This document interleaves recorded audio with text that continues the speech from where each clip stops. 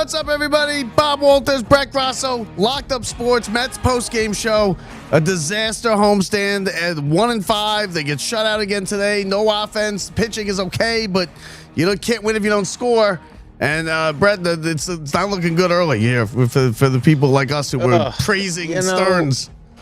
No, and just when we were starting to give up hope, they go have a 4-game winning streak. And then they're like, oh, okay. You know what? It's okay that they won 4 in a row. They drop one, no problem. And they go on and get swept by Jeff McNeil and the A's. And he had a big series. He had 2 hits in the first night, 3 hits yesterday. Of course he did. We know how this goes. Nobody's going to have better seasons in this world than Nimmo, Alonso, and McNeil. And Diaz. Diaz blew a save at least already. Seasons you've ever seen. I mean, not turn out to be anything. I mean, maybe the Mets were just thinking it's like Masters weekend, and they were trying to go low with their score. Let me tell you, that's Jeff McNeil. All he cares about is Masters weekend. He didn't even, that's the best part is the Mets got beat by a guy who didn't even focus on baseball this weekend. Yeah, he loved it. Jeff McNeil doesn't even care at all about baseball. He loved 1-0. Quick 2.5-hour game. Back right as Rory's at the turn. Right as Rory's at the turn. Catch the back 9. Yeah. That's it, boys. I don't care what happens. We're not going to extras. I'm catching the back 9. And we got dinner over at Ruth Chris's Steakhouse. We got a big night ahead of us, and then we're catching the plane out of here. Yeah, I mean, it's a disaster because nobody, yesterday when Kodai Senga comes in, right, he sucks. He gives up 7 runs and then 2 in the third, and you think, okay, it's over. Then they come back. They make it 7-6 with 3 home runs. They're finally scoring some runs. And then Weaver comes in, and it's just bam, 3-run home run, game over. Again. And he's been disappointed too. That's 2 times now he's done that. That's 2 times after he was lights out, like you can say whatever, and all of a sudden, he really blows that outing the other night. You look at it and you go, man, like, and you give him 1, right? You give him the 1, but to give up that home run there, keep the Mets out of it, and you feel like the Mets are actually going to get in that game and win that game if he doesn't give that home run up. So they were going to win that game. I think they were too. And then tonight, 9th inning, 5 pitches. 5 pitches. They didn't even show the second out on television because it was so quick. I looked up and they didn't have the second out. I don't know how it happened, but they didn't have it. And then Bichette swings on the first pitch, bounces out. I don't think Vientos was digging it down the line either on the first out in the 9th inning. I don't think Vientos was digging it down the line as hard as he could. It's just it's a bad start, and like it's not over. The season's not over, but it's not good right now. And they're going out west to play the Dodgers. Well, you're looking, and there are already a few question marks in this lineup. Bo Bichette's not one of them. Francisco Lindor's not one of them. But when you go Polanco and you go Marcus Semien, you go, oh, man, like, I don't know, Carson Bench. And you go, man, I got some question marks in this lineup. And then you go, wait, Louis Robert Jr. You go, wait, you go, wait a minute. They're not all going to, like, be right. Like, you're not going to be right about all of them. Now you're lucky if you're right about 2 of them. And you can't have 4 dead spots in your lineup. No, and we dead learned spots. And I don't know which one's going to turn out to be something or nothing, but Soto isn't going to be the savior. And Lindor can't play basic fundamentals at this point. So I don't know what happened to this team. They got away with... They're not good defensively. No, yeah, I know. They're not good offensively. Their pitching stinks, but they look really good on paper. Well, they look really good. 2 good pitchers, right? Peralta today, he pitched well. He's done you can't say anything about today. They lose. And McLean. And that's it. They lose. They lose because they don't score. That's why I think Lindor's early, like, you get away with it most years. This year, it's killing him. Because, like, now they have nobody. Benj is an automatic. I mean, he had 4 hits going into the other night. He's the 3rd lowest average in baseball. And Bob, of those hits, 3 of them maybe weren't hits. Like, they were like, he beat balls out, he blew through and the guy didn't get it. Like, so it's actually. And he had the home run on opening day. And that was the home run. No, it's, I mean, there was only 2 that were, like, legit hits. And so it's rough. Like, the whole. Because Soto's out, right? Scenario. Soto's out. Okay. Lindor's an automatic out right now. We're not worried about Lindor. Lindor's going to hit, but like right now he's an automatic out, and he can't play the field. He's making bonehead plays all over the place. Then you have a hole in the with Benj, whether they put him 8th or 9th. He's an automatic out. That's 3 automatic outs in the lineup. And that's before you even get to like Semien, who's not really hitting, and Polanco, who's okay. Alvarez is the only one that's hitting. And Vientos for a little while. And even that, no, right. But then you look to those guys who, we don't know if they're going to be consistent. Like, is Beatty going to be okay? Is Vientos going to be okay? Is Alvarez, or are they going to go back to last year? Because now we're riding on the guys who gave us nothing last year. And so I understand that's how it's supposed to work, that, you know, these guys pick you up these guys, and then all of a sudden everybody comes together. But you can't go losing games and be so far below 500 that you're catching up to these teams. If you're starting to play catch-up, we don't have the rotation to play catch-up. No. It may look like we do, and McLean may be able to do it, but I don't see it. Like, Bo Bichette doesn't have a home run like prior to that. Lindor has no RBIs. That's tough, man. And that's what the runners in scoring position, they were leaving him in scoring position at one point. Now they're not even getting them in scoring position. No, and they're still leaving. Look, last 5 games, look right here, 091. Extra base hits 6. The 3 of them were home runs yesterday. And you watch the other teams are doing just fine. They're actually finding different parts of this ballpark, and we're not. And I think they're going to be fine. Like you said, Soto's going to obviously hit. Lindor's obviously going to hit. And I think the rest of them will be okay. But you don't want to be 8 games back. No. But when Soto comes back and you're 8 games back, now you're playing catch up because Lindor doesn't get it going until mid-May, late May. And now all of a sudden, now you're 10 games back, or you're 10 games under 500. Because let's be real, they're going out to L.A. to play the 2-time defending champs. They're 2 games under 500. They're playing like garbage. They're not going to win 2 out of 3. Do you really think they're going to win 2 out of 3? No, and great. We know this team at some point, whatever it means, that they'll come together and we'll find out what they're made of. But when it comes down to, we need to win one more game at the end of the year. These are the games you need to win. We talked about this last year. These are not gimme games. And Mendoza's already like, I'll give him, at least he's pushing the guys to 100 pitches on some of those occasions. It doesn't mean they're getting enough, but like when you're one batter away and you have Freddie Peralta out there, or you have Nolan McLean, I'm sorry, it's their game to win or lose in that spot. It's not Luke Weaver's. And I'll give you that. That is what he's here for. The bullpen was good yesterday, though, until Luke Weaver. No, I know that's what I mean. Though is you got to let the guy have their game. Like, there's 2 guys out there that need to really like fight through that. Okay, they left 2 guys on, go for it. It's just, I don't see it. And right Holmes now. was good. Holmes has been good, right? But we know he fades late, and he's hurt. And he's got a hamstring issue, so now there's that. They're all that way. And then all of a sudden, I was thinking as of yesterday, I was like, maybe Senga's the guy who's going to be the surprise, just like last year before he got hurt. No, that was bad yesterday. Okay. No, and then I was like, he's looking okay. And yesterday was it's disgusting. The guy's like, it's horrific. And then people are talking, let's get Minaya back in this rotation. Minaya can't hit 90 miles an hour on the radar gun this year. Manaya's at 89. There's Mike's around. I got burn it. Don't burn it yet, Mike. Don't burn it yet. All right, hang tight. Give it a little break. It's over. You can't judge these things until 60 games in. Now we're obviously the earth is burning down right now because they can't score. But the Mets do this. But you don't want to fall behind the 8 ball here early, because the Phillies are going to get it going, and the Marlins are a pain in the ass, and the Braves are going to be good. You just don't want to have to be chasing in May.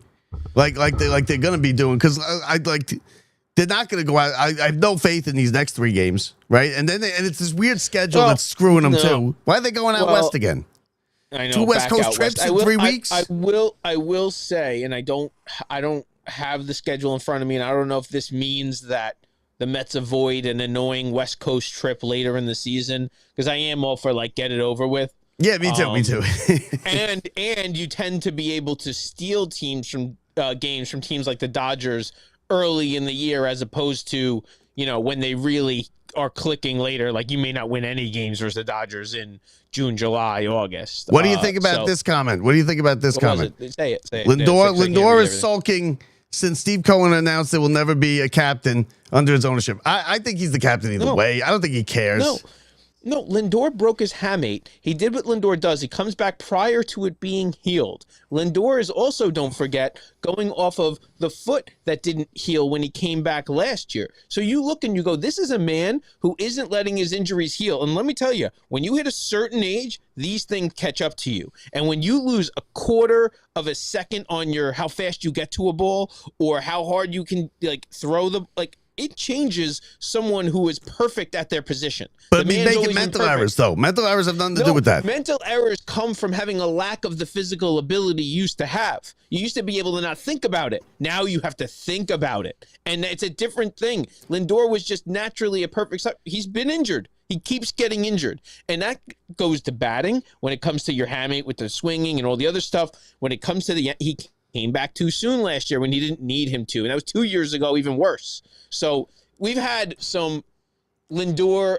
I think this is what Lindor does, right? Even in his greatest years, he does this. Right? What he's doing right now. And I think that he is nicked up and banged up. And I actually think, luckily for baseball, you will continually get healthier as that goes on, because it's not like they're major injuries. So over time, I do believe Lindor will, as always, come back down to earth or come up to earth. Yeah, he's going to hit to the back of his card. I mean, he does. No, but it might be, you don't want to be taking it back.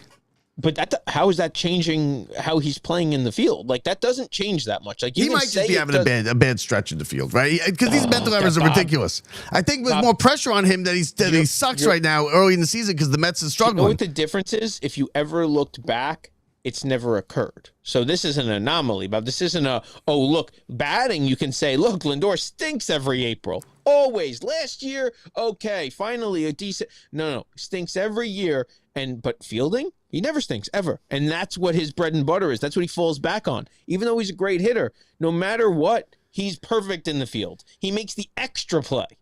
And now he's not making the basic play. Let me tell you, we have a team that doesn't have a first baseman. We have a team who doesn't have a third baseman. Everybody's in new positions, except Lindor. A second baseman who can't even hit a ball once. So you look and you go, if Lindor's not there, the whole key to this infield is Lindor being Lindor. He's not Lindor.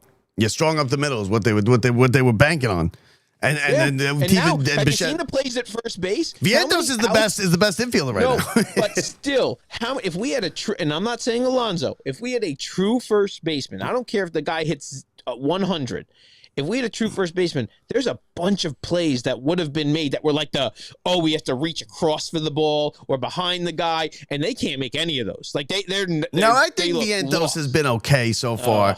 You don't think so? I think picking him out of the dirt, right? You need a guy who when you throw the ball there, it's 100% getting caught. When you have a new third baseman like Bichette, you need to know that you have a goalie over at first base. I agree with this. We don't even know if they catch it straight on. No, I don't know about the offseason. No, I think he's feeling the pressure because the Mets are playing bad. And I think he's feeling like he has to do too much and he's going to come. This is what he does. I think the offseason stuff was all garbage. The stuff with the politics and his wife and this and that, like that's just noise that was really irrelevant to anything. But people were looking to run Lindor out of town. They were. But that's just nothing else to speak about. I think the previous comment about the captainship is more accurate. And I believe that him being more worried about all of a sudden realized he thought that Nimmo leaving, Alonso leaving, McNeil leaving was about to make it where he's the captain, and I don't care if he cares about captains or not, but I truly believe he thought he was going to be the leader of this ball club. Then he realized, he realized there is no leader of this ball club, and that for the next 10 years, it's going to be whoever the next guy up is, and it may not even be Soto, but I'm telling you, they don't care about leadership. They just care about how expendable are you. You're just a number, how much you cost, how effective you are, and do you work in our clubhouse? I think he rushed it. I think he rushed it back too with the injury, like you said. Yes. And because I think he likes to play every day. They said, okay, he'll be back for opening day. Listen, I would be happy to have Lindor sit out every April. Right? Every April. We'll let the weather get warm, then put him in, whatever. Yeah. He could have done that this year. He didn't need to come back. He didn't need to come back after surgery in a couple weeks. Like that's not smart they're numbers thing to do. Guys. They need to know how many games I played this year. I'm like so reliable. Even if I'm not 100%, I'm out there. No, we want you out there 100%. If you're only as effective as your replacement and no more effective, I'd rather have the replacement out there. Let's put the wear and tear on that guy at the beginning of the year. Let's have you be healthy and be good going into the postseason. And I just don't get it. Like, I really don't. I think there is some animosity or some kind of unsettled business in this clubhouse, and it's a new team, so it's new business. But something's going on, and I truly believe, we can say it's not, I truly believe it's not settled. I don't know if it's this year or next year, but if this stuff doesn't settle itself between Lindor and Soto on whatever level, or something doesn't happen positive with this ball club, I think the shakeups are going to go deeper next year. What do you think about about the shakeup? Maybe. What do you think about? Maybe Lindor. Okay, the Lindor. I mean, who's going to take Lindor? Another year older, he's making 30-something million a year. No. There is plenty of teams, and you're not going to get what you would get for Lindor last year. But let me tell you, you're going to get. He's not on a bad contract, Bob. You're never going to find a shortstop that's a switch hitting power hitter. That can Hall of Fame, future Hall of Famer probably. Right, what do you think about for the number that he's getting paid right now? What do you think about maybe putting Minaya or Jonah Tong, bringing him up and putting him in the rotation, getting rid of Senga, and maybe getting rid of Peterson, who's been shitting the bed the whole season too? I'll tell you why to both of them. And so Minaya can't hit 90. No, why? Nobody's getting outs. He's getting outs. That's fine. That won't last. He will be you put him in there to start games. I don't have the faith. And you know what? Let him prove me wrong. So because now he's a mop-up guy. He's irrelevant. He just eats innings. No. And so I truly believe that, you know what? Let Minaya prove me wrong. And maybe that is the replacement, like you said, for whoever in the rotation. Jonah Tong threw another big game. But it's still been rough. He hasn't been perfect. So, I don't know. And so I'm not there yet. He's close. I'd rather see him put together a few more good starts and have that good feeling, because he did have a rocky starts, like 2 of them already. So I don't think he's there yet. Mancini yesterday. Mancini said yesterday they don't have New York guys. He agrees with it. Mancini said yesterday on the show with Mancini, he said they don't have New York guys. He said Alonso was a New Yorker. There's okay. These guys are Soto's not a New Yorker. I don't know. I mean, maybe. I don't know about that with Soto. I don't know about that with Lindor and Soto. I think Lindor's a New York guy. I think Lindor's a New York guy. I think Soto's a New York guy. He doesn't care about that. Since Soto's you can put that guy on Mars. Yeah, he's going to be the same anyway. He's going to be the same anyway. Yeah, he don't care. Difference. That guy's he's a machine, and we're going to realize that in a few years. We're still jaded by only having 1 year of him. Wait 5 years from now when the guy continues to hit he's going to be Piazza. 290 with 110 RBIs and 30 to 40 stolen bases and just efficient and not being terrible in the field. That's gold, man. Gold. Now, what do you send? Now, I said that going in. I said if you're going to bring Benj North, right? This is going to happen. He played nothing but rookie ball. Then what did he do? He played like 50, 60 at-bats and anything but right now he's in the major leagues. Yeah, he had a good spring, but now it's showtime. It's the major leagues. People getting him out. He looks overmatched. He can't hit the ball. Now, he might be breaking out of it. He was robbed of a couple hits lately, but do you send him down? I don't send him down because you know what? I knew this was coming. It might be worse than I thought it was going to be, but I knew he was going to struggle, and I said it, and you got to leave him in there now. You can't be yo-yoing this guy from Syracuse all year. He's not the reason the Mets are losing. Yeah, but he's an automatic out. I will. No, I'm sorry. You don't let him play every day. I'm sorry. You can take him out of the lineup, back him out, give him a little less playing time, a little bit more watching time. A little more on the bench, paying attention. Yeah, why? If he's on the bench, send him to Syracuse then. And I agree with Michael. Christian Scott, I forgot about him. He's going to be coming back. I agree. He might be the guy. But Christian Scott may be the guy. I agree. All those guys may be the guy, and that's great. But they all need to have those reps under them. And Carson Benj may be that guy first. I think it may be a send down. Let Carson Benj, go crush some kids down there and feel better, just like Alvarez did last year and came back a new guy with a new little, hey, listen, try this in your swing. You have to adjust. But Alvarez was on the team, right, for a couple of years. This is now, he might go down and be like, oh, shit, I couldn't do it. I couldn't do it in the majors. Now, yeah, I mean, I guess you could be, that's always a concern, and that's fine. But my first instinct and the first get would be, give him a couple days, consecutive days off. Let him come in a pinch hitting spot, big or small or whatever, and then get him back into the lineup. You have to get him the at-bats. Like you said, you can't just leave him out of the lineup. You don't want to sit rotting on the bench. But you got to give him the first, here's your break, kid. Now here's your first game for real. You know what I mean? Like, you've been here a couple weeks. You're not doing it. Take your 2 or 3 days off. Go get it, and I really think they need a fresh start because there's just, let me tell you, you're nervous when you didn't get a good start. He's 1-2 big days away from realizing he can do it. Right now, he's not even sure he can do it. Yeah, no, that's what I'm saying. That's the problem is he doesn't know if he can do it. And he's like, maybe I'm not. Now we know he is major league material, and he's been a big star his whole life. So maybe he's not that. It's only been 3 weeks. That's why I think you got to just go with it. Now, if he's hitting 115 at the end, in the middle of May, at least give him the 3 weeks till Soto comes back, right? You need outfielder anyway. That's what you have to do. That's what you have to do. That's where, first of all, I think that's where they're at right now. I honestly think that he may have actually, if Soto was around, he would have been getting closer to, but no, he's hanging around. Hang around for 3 weeks, see what happens. I really do believe give him a day or two off. Like, how can you not? You can't just keep sending a guy out to his peril when you know he's going to fail every day. You can't just keep letting him fail. That's not on the kid. That's on the parent. And that's how it goes.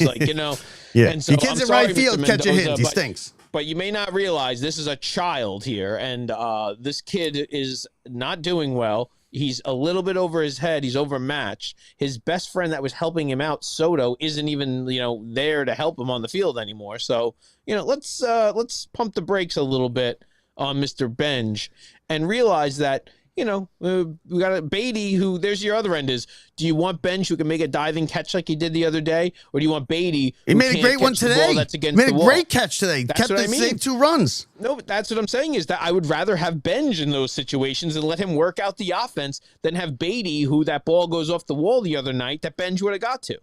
Tommy Pham. Just send him to Tommy Pham and whoop him into shape. Oh, okay. So what about Kimbrel? I like Kimbrel yesterday. His idea is Tommy Pham's in the lineup and Craig Kimbrel's doing a closing? Is that where we're at? I liked Kimbrel yesterday. He was good yesterday. He came in. I'm in for all of it. He got some outs. It is what it was. But you just can't be like this box score. Look at this. 2 hits for, and then we're bitching and moaning about Lindor. He got 2 hits today. Jared Young, and you know what? You're not a good team. You're not a contending team. And I've hated this guy since last year because I didn't even know who he was. You're not a good team and a contending team if Jared Young's your 3-hitter. That's the end. That's right there. End the story. If Jared Young is your 3-hitter, you're not a contending team. And I get it. Yeah. Soto's out and everything, but Jared Young, you can't have Jared Young in there for weeks as your number 3 hitter in the lineup. And Vientos is not a cleanup hitter either. Put Bichette. Why is Bichette hitting 5th? Jared Young is in Double-A in the Dodgers lineup. Yeah. He'll be in Double-A. He'd be in Double-A today. Yeah, Double-A. I didn't even know it was when we had McEnany on. That was great. Not starting. Riding the pine. I was talking to the publicist of for Tim Brown, the book that the author we're gonna have on again, and she's like, yeah, I watched a few episodes. She wanted to know if it was audio or video. She goes, I was like, well, I hope you were entertained by at least by some ones you watched. She goes, I watched the McEnany one because my kid goes to school with his kid. She's like, and I love how you said Jared Young was no good. Because I'm like, wait, who's he paying to get in this lineup? And now he gets 1 big hit. He got a big hit. He got it the other night or whatever it was. And where's Mauricio? Right? Again with Mauricio too. He comes in. He comes in for a cameo. He gets a walk-off hit, and then he's gone. Yeah, I love that. I love the lack of, and this is the one thing I will hate forever about analytics. I hate the lack of riding out momentum. Momentum in baseball is not analytics. It's not on the stat sheet. It doesn't exist. But let me tell you, when you see something with your eyes, a guy who's down 0-2 in a count, whose whole year last year was swinging at a pitch that would have been 55 feet in the dirt, striking out, ending the game. No. You know what Mauricio does? Mauricio holds and waits this year. He makes the hit. He hits it over, and he realizes he's strong enough without having to do too much. And then you don't let the guy. You got to play that kid. You bring him in. He's got a little Jose Reyes in him too, with his speed and his kind of excitement. He's the future. I'm sorry. Look at him. He's a stud. The kid's he's built to be like that type of A-Rod-ish, type of, not like perfect, but just he's built. I don't know what it'll be. But he's like, some guys are just so strong naturally, they don't even have to do anything. He flicks his wrist. That ball's off the wall. Yeah. And I'm getting sick and tired of Kodai Senga, too. Because, you know what, it's been now a while. He's been doing this, right? He's been no good for since he got injured, since the Alonso thing. And now, you know what he's going to do? He's going to bitch and moan that it was, I'm only getting it's not a 6-man rotation. That's why I'm not doing it. That's what it is. I don't want to hear it. No. I don't want to hear the excuses. No. I don't want to hear it through the translator. I don't want to hear it. I'm getting sick and tired of Kodai Senga, I think. And I'm ready to kind of either Tong or even Minaya, God forbid, because you're right. Minaya doesn't even throw 92 miles an hour. I like the reason I don't see any Or Christian Scott. Honestly, it can be Minaya. You know why? Because they're just going to flip whoever that other pitcher was into Minaya's role. So it's the same difference. But they need to maintain that role. I do think that role is something they got right this year, knowing that knowing what they were going to be getting blown out in a lot of games. They're going to need someone to eat up innings.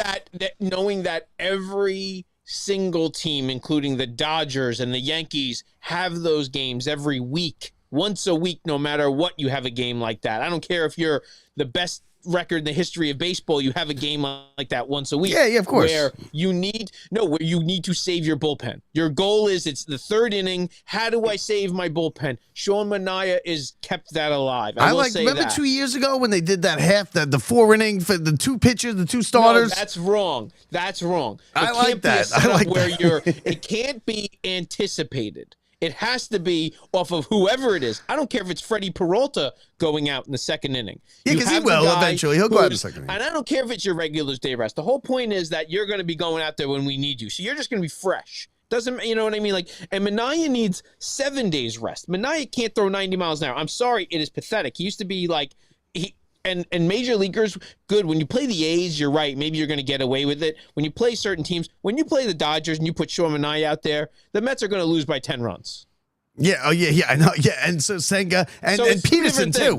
So we're not here to win regular season games, Bob. And I know we got to make the playoffs. If you're putting out a team out there that can't even compete or put up a rotation versus another team or have an offense that could even consider hitting one of these or aces, get swept by the A's, by the A's.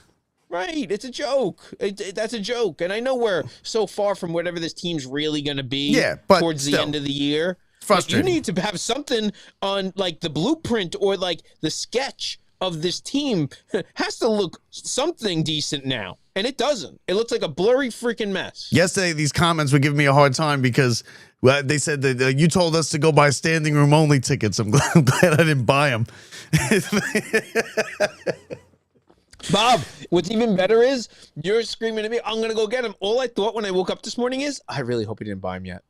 Yeah, I couldn't because I don't have a signal at work. No, the first thing I thought this morning was, we should probably ride this one out. For $350, you know what? And it goes down every day, right? It goes down. I think it goes down every day. I believe next month. I'm honestly on a we wait till May 1st. Because I think they have enough scenario. of them. We can do that. We can honestly, wait. They're going West Coast. I don't even and I'm all for it. And they could go down. They could go down too because they go 1 and 5 on this thing, and they're lose 9 out of 11. Of course, I'm pretty sure they're going to be selling you can just come by on the day off because you're just trying to make revenue. Just give us the change in your pocket. No, it's just a park. This is just you have to pay $5 admission. Yeah, pet park. $5. You're allowed to play ball. You're allowed to have a pickup game. So you touch the grass in the past. That's my Masters update. Chimes. We have a Masters update. Oh, Rory is tied at 11 under. Rory is on the 11th hole. Justin Rose is on the 12th hole. Rory's walking up. He's got his bottle of the booze right there. So that's a Guinness in his hand, by the way. So my girlfriend Alyssa's like, we don't watch golf. I don't care. I draw the line. We can watch whatever you want. But you haven't watched any of it, have you? You haven't watched any of it? She's like, I don't. No. How can you not be? No, you're watching it right now because she's not sitting next to you. You haven't watched it. I made comment. You came out. You were like, oh yeah, Rory, yeah, he's a. You haven't watched any of it. I knew 100%. I knew what. No, you're right. Because normally I'd be like, it's Sunday afternoon. Yeah, Sunday at the Masters. No. I knew it was happening, but it's that's the one where it's this is you can't do it. So no, you can't let that happen. though. You can't let that happen. No, the Masters, 4 majors. Bob, me and you are doing a podcast. I'm watching the Masters right now. Yeah. Life is good. But it's Sunday on the back nine, and it's the first time it's been on a big TV all week in your house. I said, this is the spot where it's the most beautiful course. You're watching it. It's and how can you not understand? The birds are going. Walking through a park. Beautiful birds. Hello, friends. The azaleas. Oh, Bob, the azaleas. They're just known for it over there. Did you see somebody did with the AI? They made a video.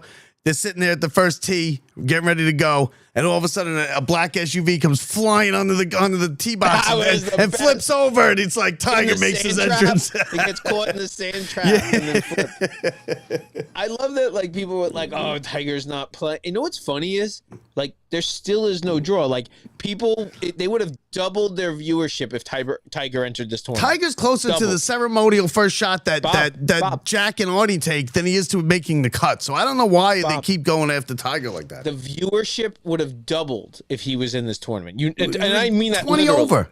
But you know he would have been like 10 over, right? He's not making the cut. Bob, at this point, we're here for the train wreck. We don't even want to see it go well. Yeah, I guess. Yeah, he's only car crash. But people still say, I still see, he's probably not going to get those 2 majors, right? Like, of course he's not going to get the 2 majors. No. What are you serious? No. Like people still thinking rigged. that. If he gets the game's rigged. They did something. Yeah, it's rigged. So that's it. So the Mets, listen, you don't deserve it. You know what? If you don't, Tiger Woods was given the biggest gift in the entire world. And one, he put in the effort. He used it to bank checks, is what he did. He used it to bank checks. And instead of going out, and I would say he's a workout guy or whatever, but that guy went out and decided to not live the perfect life. And not that we all have it in this world, but we weren't given what he was given and the opportunities he was given. And that man could have broken the record. He could have broken, and it is not just because of random injuries. No, it is though, because that's how he became a junkie. You think he becomes a junkie without the injuries? No. I will say that, and it is the injuries, but so much of that has to do with what he did and how it was. And I would say this: I think he would have won a few more majors. I think he would have flirted with certain records, and I think he would have been viewed very differently. And I think that's the difference: legacy, how you're looked at. He's not a great guy. He's not a great husband. He's banging chicks and stuff. I was a huge Tiger fan, and we were huge Tiger fans growing up. Like we were like, this is like to watch Tiger. I like Phil though. I like Phil. Bob, when people look back in 200 years, they're gonna look at it like we watched Babe Ruth. Do you understand? Yeah. Probably. You understand what we're in the middle of, and what Babe Ruth's doing at the end. He's doing the Mickey Mantle treatment at the end. Mickey Mantle, He's killing himself. Exactly. This guy isn't out there and trying to hype up every charity in the world and help out whatever. The guy's out there, womanizing, flipping cars, acting and he looks like shit. Let's be real. He looks like shit. He looks terrible. Exactly. And I think his father dying too had something to do with it, right? His father getting killed on the side of the road there. Oh no, no, his father didn't get killed. That's Michael Jordan's father. That's Michael. Bob, don't get me into Earl Woods just got old. You know what Mancini said yesterday? He goes in the Mancini goes. His dad slowly died of diabetes and cardiovascular disease. Mancini yesterday goes. And we talk about the '86 Mets and how the New York guys they had. He goes, and God rest his soul, Bob Ojeda. And I was like, no. You can't kill people that aren't dead yet. Right. Just because their brain doesn't function anymore. So that's it. Brett's got to get back. He can't be caught. We don't want to get him caught watching golf. Bob, no. Wait. We got to drag this show out for the next, 5 holes, Bob. Yeah. What are we gonna say? It's a 1-0 loss. They scored no runs in 5 games. That's all. They don't get any hits. No. Lucky for me, I will get to watch the end of the Masters. And that's how it goes. Oh, wait. Brett, I want you to see this comment. First of all, we got a better way. Okay? You could talk to us, email us afterwards. But Brett, I want you to see this. We got a better way. And it works. It works much better. Oh, no.